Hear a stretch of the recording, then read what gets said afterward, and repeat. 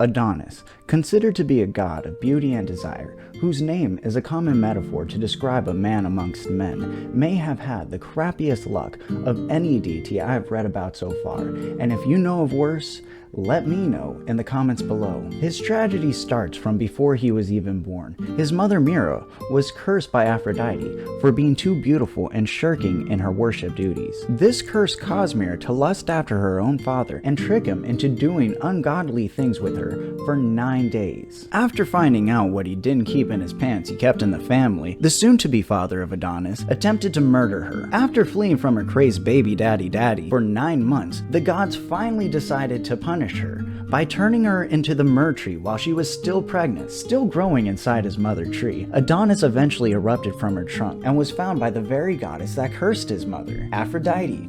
After deciding she didn't want to take on someone else's burden, she passed him off onto Persephone. As they watched him grow, his mama murderer and appointed guardian both fell madly in love with him, causing the goddesses to vie over his time and affection. In an attempt to stop the feud between the goddesses, Zeus decreed that 2/3 of the year had to be shared equally between them, with only 1/3 of the year for himself. Now, being shared between the two most beautiful goddesses may have some perks, about 4 of them. It could also have some major downfalls, especially if you're mortal. Grown into a fine man, impeccably skilled with a bow, and bearing 2 kids with Aphrodite, Adonis may have overstepped his bounds, as Artemis, the god of the hunt, or Ares, lover of Aphrodite, sent a wild boar to maim and kill him out of jealousy, forcing him to the underworld. Shortly after his death, Persephone made a deal with Aphrodite that would allow him to live once again, under the stipulation that he would spend half his year on Earth with Persephone and the other half in the underworld with Aphrodite, leaving no time for self-reflection. So you may be confused that Adonis even had kids, and what could have happened to them after his death? Well, Beroe, the goddess of the city that she was named after, was married off to the biggest dickhead of the sea, Poseidon, even though she preferred Dionysus. And Golgos was almost never mentioned again. The Greek gods believed that their stories had a meaning and lesson to be learned from all of them. So what were the lessons to be learned from these tales? Probably that you'll always inherit your parents' problems, as the apple never falls far from the tree. Gods don't like when you steal their thunder, and nothing good ever comes out of being too sexy. Thank you so much for tuning in. Like, subscribe, comment, and good night.